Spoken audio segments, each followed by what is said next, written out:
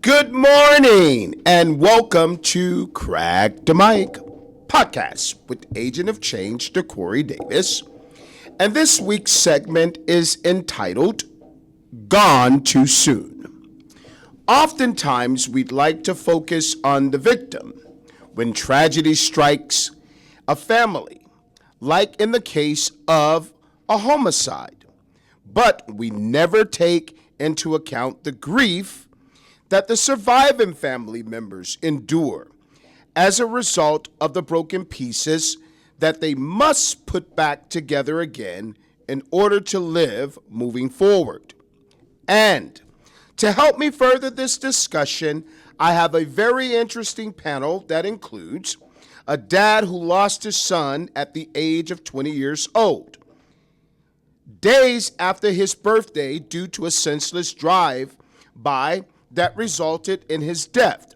Mr. Darrell Hairston, CEO of his own foundation, Darrell Hairston Crime Victims Foundation, and mental health therapist Ashley Samuels to help us unpack the grieving process. Good morning, guests. Good morning. Good morning. Okay, let's just dive into this conversation if we may. Now, Ashley, you are the mental health professional, and grief is a universal experience that we all will have to experience in our lifetime. For example, the word sibling or spouse implies two people. And so when the other person is gone, we suddenly have to learn a totally new set of rules to operate in the world.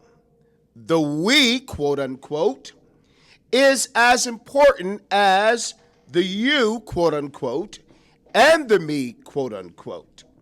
And the brain, interesting enough, Ashley, really does not encode it that way. So when you hear someone say, I feel like I've lost a part of myself, that is for good reason. Now, Ashley, grief can Recording in progress.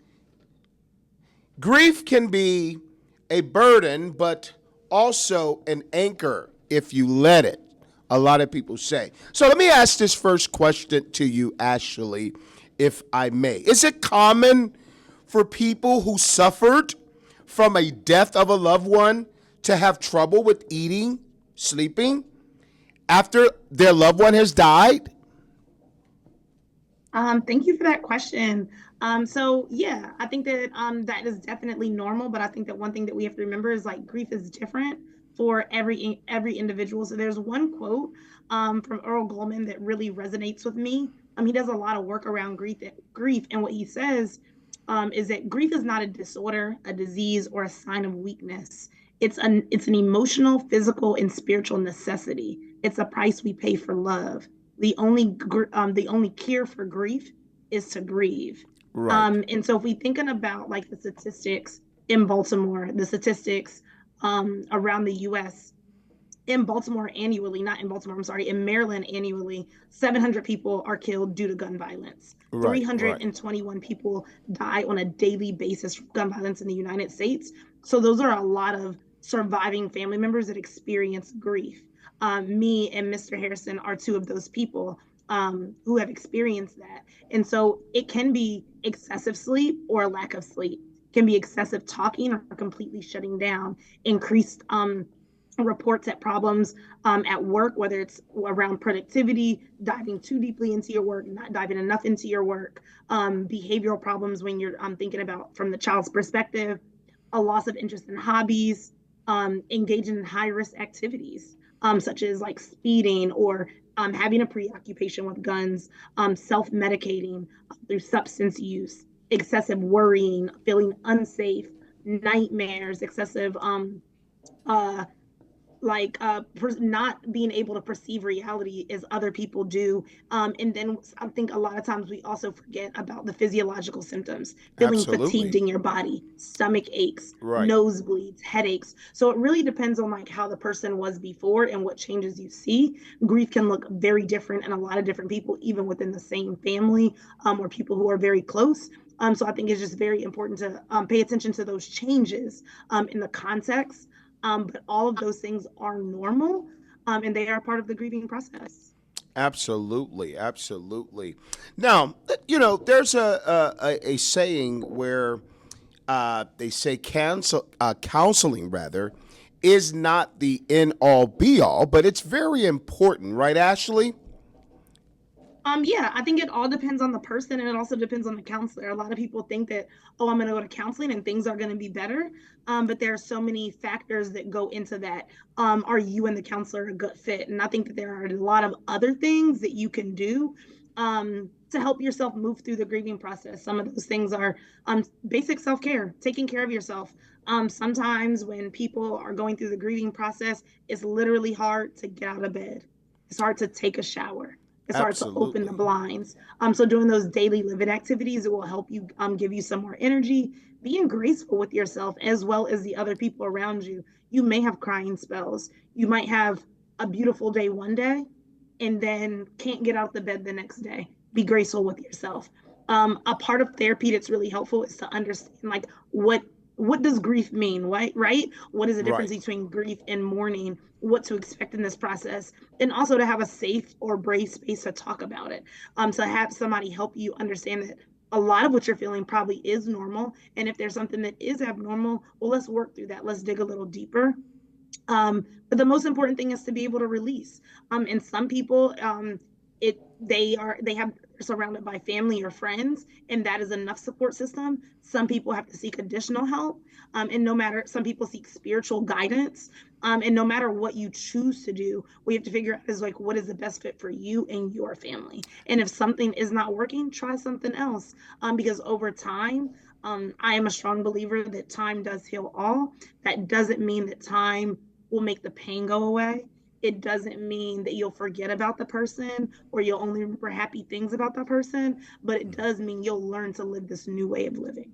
Absolutely. So I know from a therapeutic standpoint, you will heavily support the ideal of if a person is going through grief or experiencing grief, that is, I should say, you would definitely recommend that they actually seek counseling. Now, let me just change the tides for a moment, if I may. Now, as a therapist, explain the grieving process. And is there a time limit on how long one can grieve or one should grieve? So thank you for that. And to be like quite frank, I don't think that every single person who is grieving needs therapy. I think it really depends on the person and what they need. Um, when we think about like grief and how it plays out, there are most people recognize like five distinct stages. Right. But I also want people to remember that they don't have to go in order. Some can last for a long time, some come and some people move through all five stages and some people don't move through any. So typically that first stage is denial, Right. just not even believing that the words that you're hearing are even true. Like this can't be my current reality. And it just not seeming real, almost seeming like you're looking at somebody else's life or looking at a movie. Right. um then you kind of move into that second stage, which is anger. Anger can be towards, a lot of people have anger towards themselves. Maybe if I would have done this, or maybe if I would have done this, Right. things Right. would be different. Maybe it's anger towards the person. Maybe it's anger towards the American society for how we mass produce guns. Maybe it's anger towards the safety of the place in which the person died. There's a number of things that people can be angry about. And then we typically move into that bargaining stage. Bargaining usually has to do with like your spiritual relationship, Right. whoever you Right. typically pray to. And Right. most times people will bargain like, well, if I do this, will you bring this person back? Or if I did this, would you bring this person back? Or could I have done something differently? And then most of the times it moves on to depression, which is a deep sadness. It's a deep sadness can't even go to the depths to explain what true depression is, but truly not being able to live your daily life, right? Having those things impeded.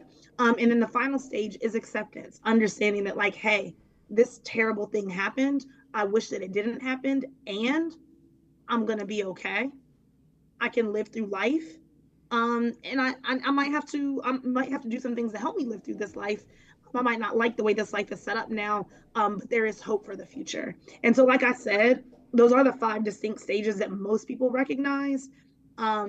Everybody doesn't go through all of those stages. Some are very short while others are very long. And some people get stuck between one. And you could also flip flap and go back and forth. I could be at denial and then go to bargaining. Then I might be angry. Then I might go back to denial. Then I might skip right to acceptance. So it really depends on the person. Everybody experiences grief differently, but these are typically the things that folks go through once a loved one has passed. Okay, wow. And I definitely echo that sentiment. So we want to send that public service announcement out there. If you are grieving or have experienced grief, listen, there's nothing wrong with seeking counseling. But let me just ask one more question, Ashley, and we'll be taking a break very shortly, a commercial break. But let me ask this here question before we go to the commercial. What are some healthy coping skills when it comes to grief that one can use to avoid falling into the pitfall of depression? Yeah. About 35 seconds before we go to commercial to respond, and we can come back. Like I said, depression is a normal part of the grieving process. I think you can become more worried if that lasts for like longer than a year and it impedes your ability to live your regular life or get back to life. And that we call prolonged grief disorder. And at that point, you should definitely seek counseling. But beforehand, you can be graceful with yourself. Some healthy things that people can do, like I said, it really depends on the person. I think one important thing is like allow yourself to move through the grieving process. You can look at reframing the day. A lot of times when it comes to anniversaries, birthdays, the day the person no longer is living on this earth, maybe a sentencing day or something like that. Thinking about reframing those days. Initially, They might be sad days for you, but maybe you want to turn it into a self-care day. Maybe you want to remember them in a more positive way. Release a lot of the guilt that you might have towards that person. I encourage a lot of people to write a goodbye letter. A lot of times when somebody is lost abruptly, we don't have time to say goodbye, and that greatly impacts us. So write a letter to that person. You can journal to yourself, to your spiritual guide who leads you through life. I truly am a strong believer in music therapy and letting yourself express yourself by listening to music or by making music. There's a lot of different things that you can do in order to process grief. But the one thing I want people to remember is that it's unique. What works for me might not work for Mr. Harrison, might not work for you. And so you really have to understand who you are. And if you're having trouble with that, definitely seek professional help so that you can gain a little bit of tips or tricks, because these are just general things you can do. But there's no end to how you can help yourself avoid a depression that will have a huge toll on your life. With that being said, just know that grief alone is a huge toll on your life. Things are never going to be the same. And that's something that we definitely have to recognize.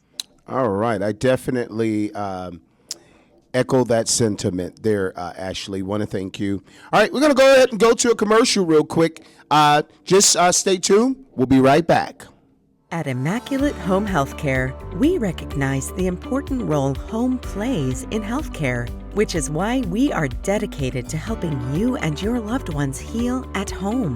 Together, we work with you, your physician, and family to help make the transition from hospital or facility care to home care a smooth one. Our team of highly skilled health professionals includes nurses, therapists, aides, and medical social workers that have been chosen for their compassion and commitment to care. They undergo rigorous background checks to ensure that only the most dependable and trustworthy staff serve you. People turn to our home health care for help with services like post-surgical care, wound care, chronic disease management, diabetes, pain management, and hypertension. Home health care costs less than hospital or facility care, and Medicare pays 100% for qualified patients. At Immaculate Home Health Care, we provide quality medical care in the comfort of home. Call us today at 561-372-9108 to discuss qualifications and payment options, or visit us online at www.immaculatehhc.com. We'll be happy to help. All right, we are back, and we do thank our sponsors. Got to pay the bills. But Ashley, you last was talking about coping skills, and I definitely, can echo that sentiment with respect to keeping that person memory alive. Because about 6 years ago, I lost my sister, and one of the things that I do to honor her memory is to actually every Mother's Day and on her birthday, I make it my business to honor her by actually doing something, if it's visiting the gravesite or maybe going out to a restaurant that she and I actually used to enjoy, and I would celebrate those moments. In retrospect, I would think about celebrating those moments and looking at how we had such a great time, and would just relive vicariously through those experiences when I sit down and visit those restaurants. So I definitely thank you for sharing that. But let's just transition for a moment because we do have Mr. Daryl Hairston here, and we want to hear his story. So just take a look at this here short film.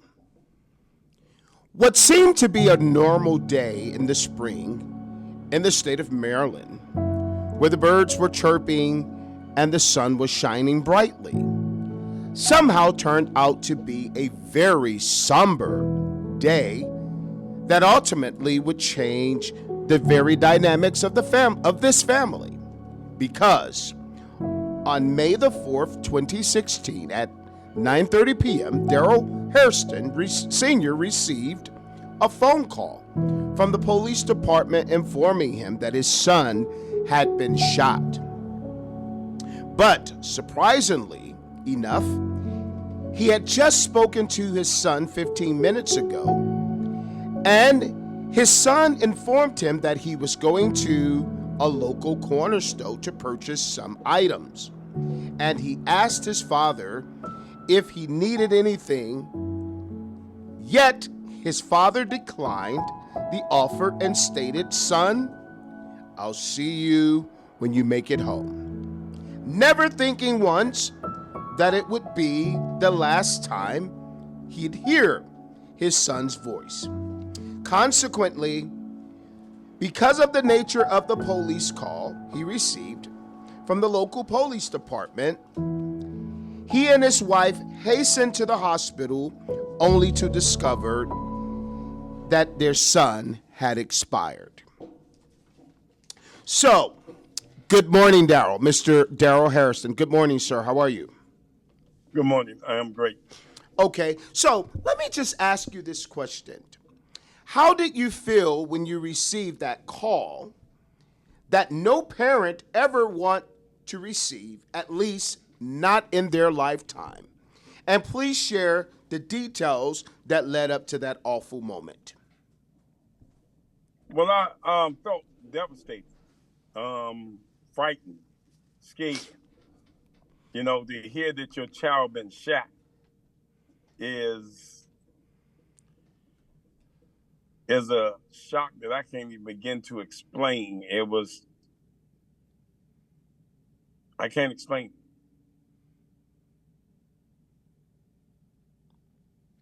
Right. I definitely, I cannot imagine that situation. Okay. But can you, and I know it's a very difficult thing to walk back, take a trip back down memory lane, but if you can, just for our listeners, can you just kind of give us, I guess, a vivid picture in our minds of what that day, May the, May the 4th, what that day, 2016 at 9:30, what that day was like for you, where you were. And you said that you did speak to your son on the phone, and he did say that he was coming back. But can you just kind of paint a vivid picture for the listeners, if you may? Well, on May the 4th, my son came home from work. He left out with some friends of his, and he was gone majority of the day. And then I got a call like, Dad, I'm going in the store. Do you need anything? And I'm like, no, I am good. I'll see you later. And at that time, 15 minutes later, I received a call saying that Daryl had been shot and was taken to Southern Maryland Hospital. In the process of on the way to the hospital, I got a call from one of his friends saying that, crying that he was shot in the head. Wow. At that time, knowing a head wound is right, my only son. I got 3 daughters. I've waited many years just to have my only son. And now my only son been shot in the head. When I arrived down at the hospital, I told them who I was. They told me, okay, he was in the back. The doctor came up. The doctor said that Daryl had 2 holes in his head. The bullet, 9mm, penetrated through one side and came out the other side. Wow. That not many people can heal from such a wound. And as we was sitting there talking, they allowed us to go to his room. And to arrive to that room, to see my son laying there with an ice pack around his head to keep the swelling down. Everything was bandaged up all the way around except his right eye was open, but his right eye was staring backwards. At that time, I knew he was gone. But hope was still there, thinking that, God is able.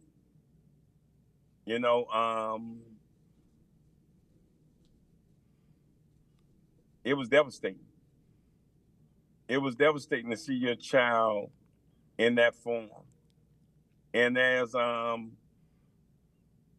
hospital that his friends picked him up and took him to was not a trauma center. So the hospital could not do anything immediately for him. Wow. They had to wait for a medevac. And then, unfortunately, it was a stormy night. The medevac couldn't come. And the hospital was maybe a ride of a half an hour away from where we was at. So as we waited for the medevac to get here so they can transfer him to this hospital, they came and said that his heart had stopped beating 3 times and they brought him back. Wow. And they wanted to know what they wanted us to do. And my answer was keep him coming back. At that time, we gathered all the family members that was there and to say their goodbyes. And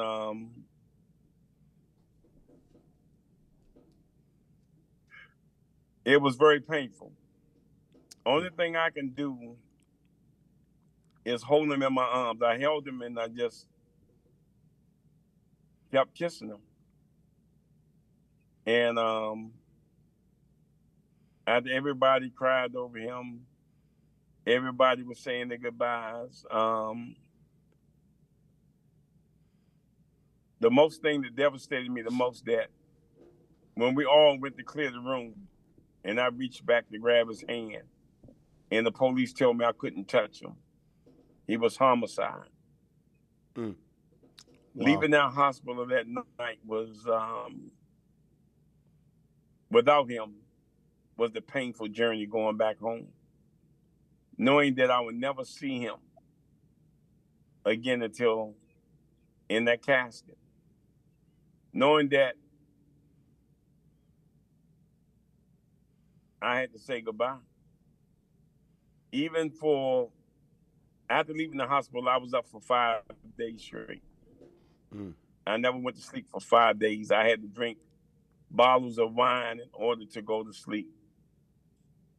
During the 5 days period, I don't remember what happened. My wife kept telling me he was gone. She told me that I was looking in his room and I was going out front looking for him. I can't recall and remember it.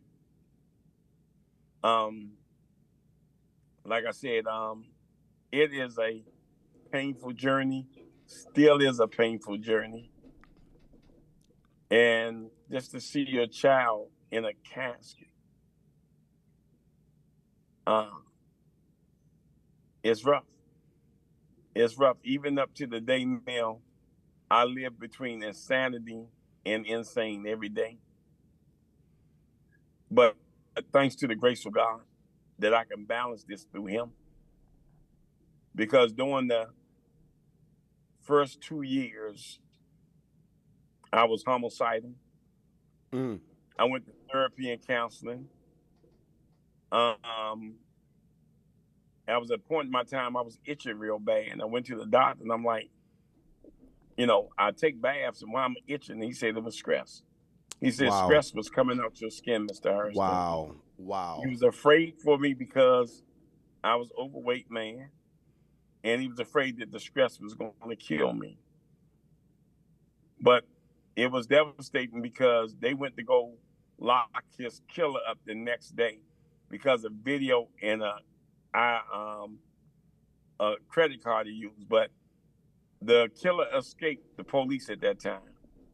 That I got word of. And when I called the detective and say, they told me y'all went to get the boy, he escaped. And they like, nah, that wasn't us. So he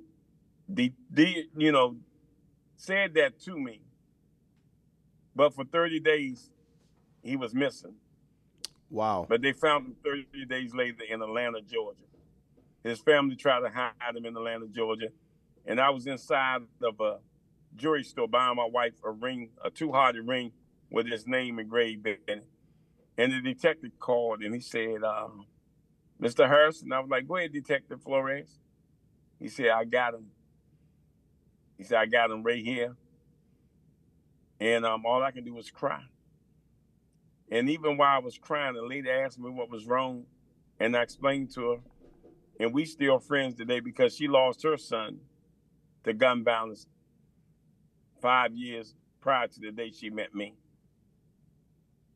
But his killer was never caught.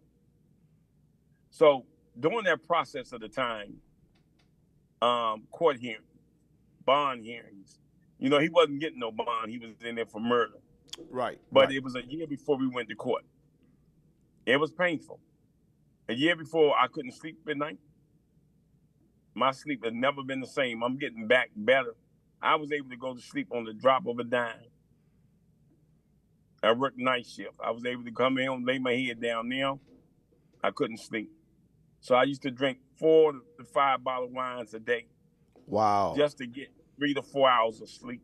Wow. And I've done this for 6 months until the doctor put me on tretinoin. It was trauma.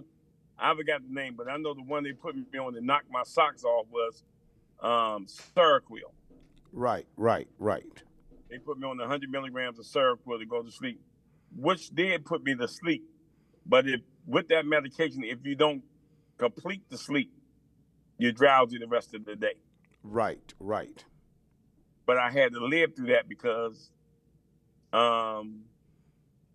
my mom died on May the 2nd of 2015. My son died on May the 5th of 2016. Their funeral was on the same day, 1 year apart. I was in another state of mind. I didn't think I was going to ever return. I started developing panic attacks. I didn't want nobody to shut the door. I was waking up in the middle of the night, running through the house, screaming, yelling. Even though I went to therapy and counseling, I tell anybody that therapy and counseling helps They help you to get it off of you, to talk about it. But only Right. God can heal that broken heart that you had. After having my own radio show for 4 years, I have met many parents, mainly moms more than dads, that was very bitter and angry. They carried a nasty personality afterwards. They didn't trust people no more. So it was a process to this. As I'm sitting here, basically, you know, this is the 7 years. The 7 years just passed by. May the 5th, it just came by. He would have been 27 on his birthday on April the 26th. Right. But I miss him. I used to call his cell phone a lot just to hear him say his name. Wow. You know, Mr. Daryl Hairston, I definitely, I'm chuckling up over here. But guess what, guys? We are out of time for this week's segment, Gone Too Soon, Part 1. We definitely want you to come back on next week as Mr. Hairston, Daryl, continue to share his story, which is a very interesting story. But we want to remind you to like and share this here YouTube channel. Again, this is your Agent of Change signing off with this week's segment, Gone Too Soon, on Crack the Mic Podcast. Peace. Me and old Hal have been together for a long time. Recently, I realized that I could use some help with basic everyday tasks, but Hal depends on me, and I'm not going to leave him. I don't have to. Yes, that was good news, wasn't it, Hal? Immaculate Home Health Care can give you the help you need so you can stay safely and comfortably at home from a few hours a day to round the clock. Call today for your consultation. 561-372-9108. 561-372-9108. Online at ImmaculateHHC.com.